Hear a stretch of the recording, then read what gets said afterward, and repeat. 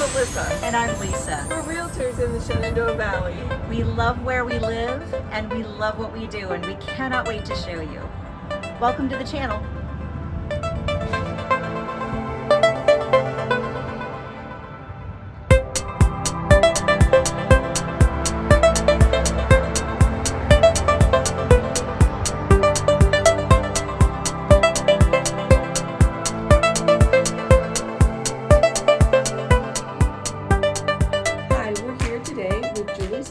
She works with Atlantic Bay Mortgage, and she's going to give us an outlook for 2025. And hopefully we'll be able to answer a few questions that you might have if you're interested in buying or potentially investing in the Shenandoah Valley.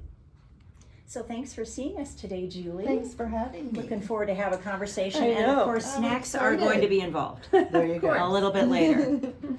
So are you ready? Yes. Got some questions for you. Give it to me. All right. So the big question everyone wants to know, are rates going to come down in 2025? Okay. There Give us is news. there is speculation that rates may ease up later in the year, Okay. but as you know, we were told that several times last year, and it came down a little bit, creeped back up, came down a little bit. So the best approach when it comes to rates and what's going on, focus on what you qualify for. Don't focus on what the rate is, because when rates do come down, I can almost 100% guarantee you that the prices of the houses are going to go up. So guess what? The people that went ahead and purchased when prices were down yet rates were higher, they can refinance and have a much lower payment. Whereas you've waited until the rates came down, prices went up, then what do? You're not going to see a near future lower payment unless rates go down extremely lower than what they already are. Right. So- And that can bring multiple offer Yes. uncomfortable situations. Yes, we've seen that. Yeah, we have been through that. Yes. So thank you. That was good. Yeah. Well, I always love stories. I was saying that, earlier, but do you have, a horror story example that you might want to share that is like a really good lesson for There's people? so many. Something that's sort of like what not to do. Oh boy, where do we begin? I could take up 20 hours of your Okay. time on what not go to for do. one of your greatest hits. What do you Well, with Atlantic Bay, you initially go automatically to underwriting, which is a big thing for a lender, because normally you don't get an underwriter's approval until everything is done. We do it immediately so that we make sure that everything is good. We had been through underwriting approval, everything was great. Well, guess what? Our borrower decided that he wanted to be on first shift.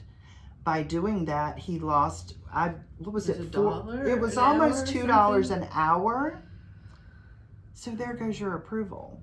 Oh, People think that just little amounts like that don't amount to much, but when you're looking at debt to income ratios, we have to be exact. I mean, I'm going to know exactly what your payments are, what you're making every month.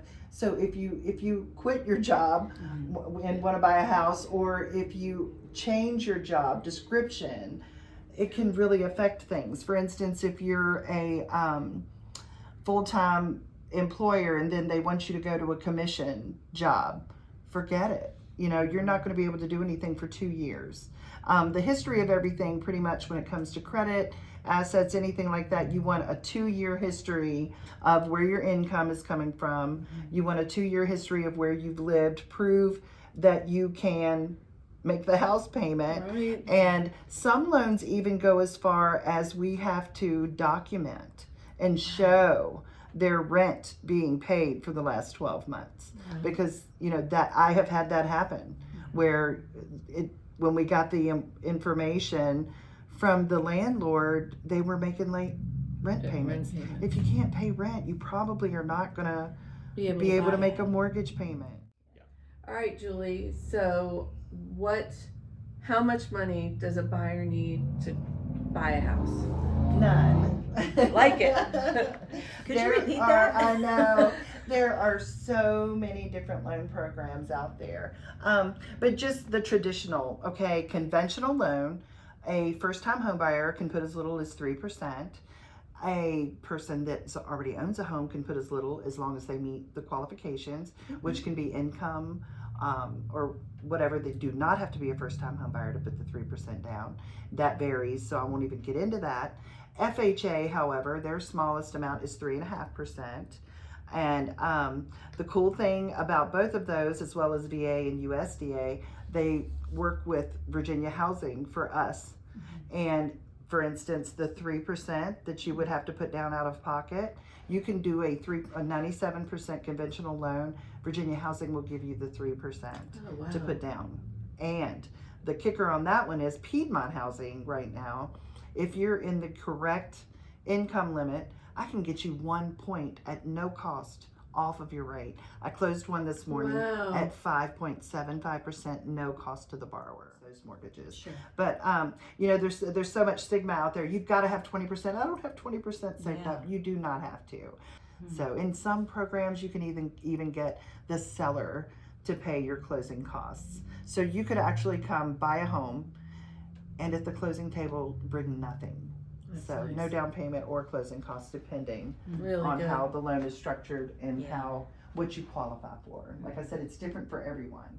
Kind of reminds me of a Rubik's Cube where every single person comes in has- and it's it's just a hot different. mess. They and are then never the you're same. doing this and you're figuring out, okay, there we go, we can get you You're a home. exactly right, because you can't compare your mortgage to anyone else's, because they are structured individually for you. Yeah.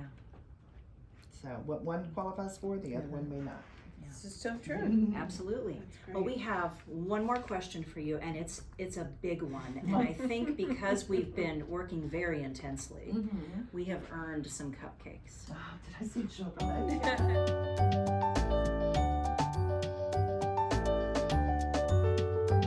Your muffin top with two hands at the top, and then pull it apart gently, Gently pull it. Got it? and then take that and put it on the icing, and voila! This is so we don't have frosting all over our faces. Because that's usually how I end up. Smash it down. Now I'll just have chocolate in my teeth. It is like a movie cup All right, it is Isn't like that cool? or a hamburger. You can tell I'm a cupcake eater. No, you don't. Look at your icing success. Success it is. This is amazing. Thank you. So Julie, one last question. Any final advice for home buyers? Yes.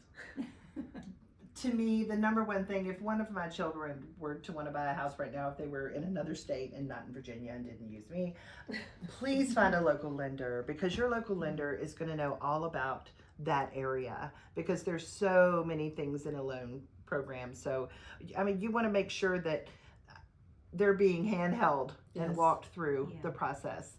So the first-time home buyer, especially, they need to know all of their options when it comes to financing. They need to know what to expect. They need to know what kind of documentation is going to be requested, so they're not overwhelmed. You know, just like I had said earlier about the Buyer Boost program, Right. have all of that done. So when you've got a contract on a house, you can focus on getting ready to move and packing instead of, oh my God, where's my W-2 from last year?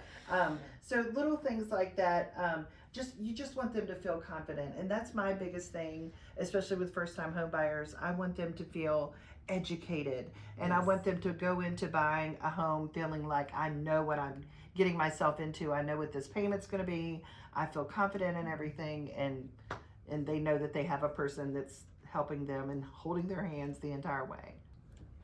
Thank you, Julie, for your time. We really appreciate it. Thank you so much.